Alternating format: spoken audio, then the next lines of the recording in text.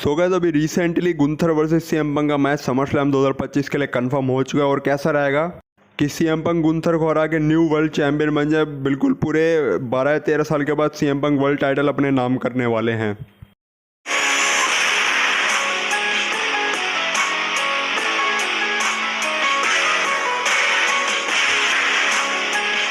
तो गाइस अपनी पहली अपडेट से शुरुआत करते हैं जो जुड़े सीएम पंग वर्सेस गुंथर से। तो अभी रिसेंटली सीएम पंग एक इंटरव्यू में आए थे, पता नहीं सीबीएस का कोई इंटरव्यू था जहां पर स्पेशल गेस्ट सीएम पंग थे। तो सीएम पंग ने अपने और गुंथर के जो उनका समरस्लैम 2025 में मैच होने वाला है उसको लेकर अपने एक ओपिनियन दिए। यहाँ पर सीएम पंग ने पूरा पॉजिटिव वे में गुंथर के बारे में बोला, क्योंकि सीएम पंग एक फेस सुपरस्टार है तो उनके मुँह से ये सारी बातें निकलना एक्सपेक्टेड ही है, क्योंकि फेस सुपरस्टार ऐसी बातें बोलता है। सीएम पंग ने यहाँ पर गुंथर के बारे में ये कहा कि पहले तो उनको बहुत खुशी है कि उनको ये अपॉर्चुनिटी मिली कि वो गुंथर के अगेंस्ट लड़ पा रहे हैं। और सीएम पंग ने यहाँ पर ये कहा कि किसी के फेवरेट रोमन है, किसी के फेवरेट सैथ है, लेकिन मेरे फेवरेट गुंथर है और गुंथर को मैं बेस्ट रेसलर मानता हूँ डब्ल्यूडब्ल्यूई बिजनेस का। मतलब यहाँ पर उन्होंने एक तरह से कहा कि गुंथर को अभी रिसेंटली में डब्ल्यूडब्ल्यूई के बिजनेस से में बेस्ट रेसलर में से एक मानते हैं।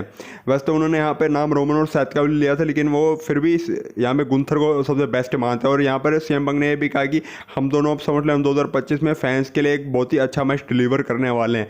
तो सीएम पंग की यहाँ पे बात एक तरह से काफ़ी ज़्यादा पॉजिटिव है, क्योंकि सीएम पंग एक फेस सुपरस्टार है तो ऐसी पॉजिटिव बातें वो बोलेंगे ही।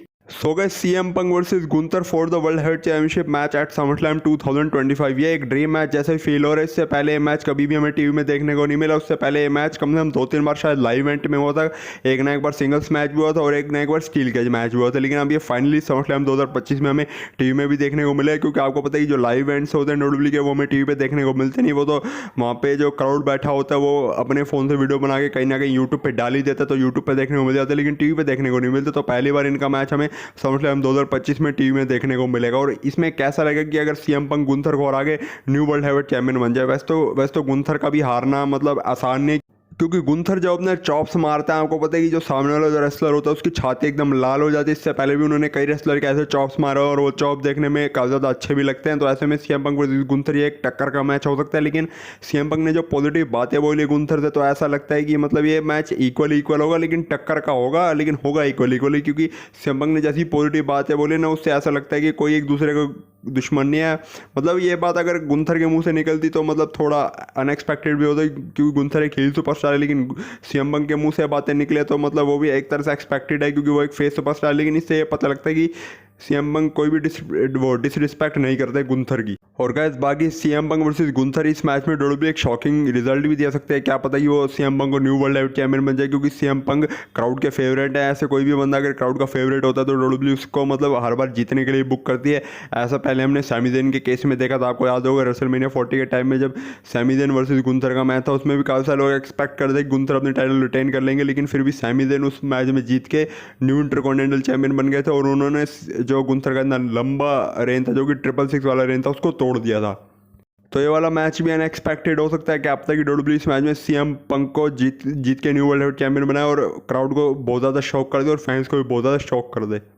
तो गाइस अपनी नेक्स्ट स्टोरी के बारे में बात करते हैं जो जुड़ी है ओटीसी रोमन रेंस से। तो आपको पता है कि रॉ के रिसेंटली के एपिसोड में रोमन रेंस ने अपना रिटर्न्स किया और वहाँ पर उन्होंने जेउस और सीएम पंग की हेल्प की और उन्होंने ब्रॉन ब्रेकर और ब्रोंसन रीड को मजा चखाया। और उसके बाद फिर ब्रॉन ब्रेकर और ब्रोंसन रीड और पॉल हेमन तीनों को वहाँ से भागना भी पड़ गया था। लेकिन रोमन रेंस के रिटर्न्स के बाद आपको पता है कि उनकी वो एक नई मर्च पहन के आए थे और उनकी मर्च पे लिखा था OTC 1। हम उनकी मर्च पे पहले OTC लिखा हुआ देखते हैं, लेकिन इस बार जब उन्होंने रिटर्न किया तो उनकी मर्च पे OTC 1 लिखा था। और ये डब्ल्यूडब्ल्यूई ने नया नाम निकाला रोमन रेंस की मर्चेंटाइज का। और इसके बाद जब रोमन रेंस की मर्चेंटाइज का नया कलेक्शन लॉन्च हुआ, डब्ल्यूडब्ल्यूई ने OTC 1 नाम की मर्चेंटाइज यानी टी शर्ट और हुडीज दोनों लॉन्च करी। और डब्ल्यूडब्ल्यूई ने यहाँ पर साथ में एक बेल्ट भी लॉन्च करी थी जिसका नाम अनडिस्प्यूटेड ट्राइबल चीफ चैंपियनशिप था।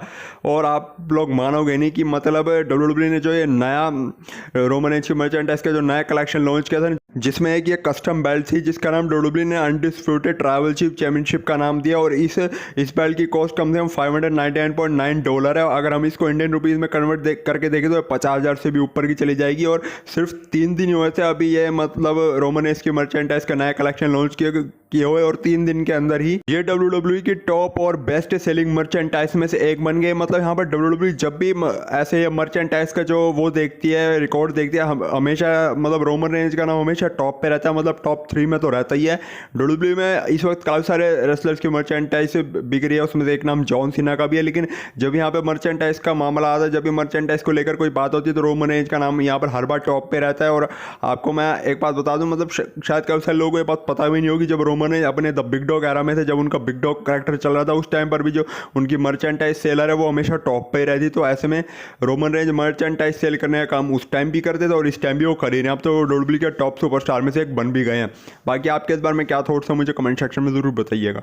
सो गाइस, अपनी नेक्स्ट और फाइनल स्टोरी की तरफ बढ़ते हैं, जो जुड़े सेथ रॉलिंस की इंजरी से। तो पॉल हेमन ने अभी रिसेंटली एक इंटरव्यू में सेथ रॉलिंस की इंजरी को लेकर अपने ओपिनियन दिए हैं।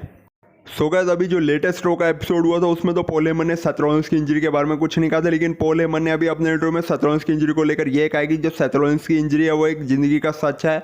हमारे बिजनेस में ये जो इंजरी के रिस्क होते हैं एकदम नेचुरल होते हैं। मतलब पॉल हेमन ने ये बात एक्सेप्ट कर ली कि WWE में जो ऐसे रेसलर्स को जो इंजरी होती है वो एकदम नेचुरल होती है, क्योंकि सीधी सी बात है, पॉल हेमन की बात में वैसे दम है। क्योंकि यहाँ पर जो मतलब WWE में जो रेसलर्स कोई भी मूव परफॉर्म करता है तो उस मूव को परफॉर्म करने में काफ़ी ज़्यादा रिस्क भी होता है। और सेथ रॉलिंस भी जिस मूव को परफॉर्म करता है उनमें भी बहुत ज़्यादा रिस्क होता है।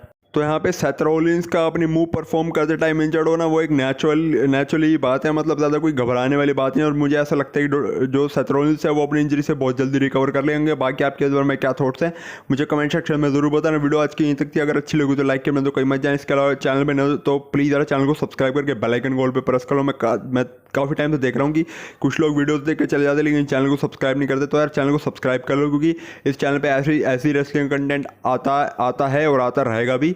तो अगर आप लोग रेसलिंग के बड़े वाले फ़ैन हो तो ज़रूर से चैनल को सब्सक्राइब करने के साथ उस बेल आइकन कॉल पे प्रेस कर लो। तो मैं मिलता हूँ आपसे अपनी नेक्स्ट वीडियो में, तब तक के लिए bye bye and take care.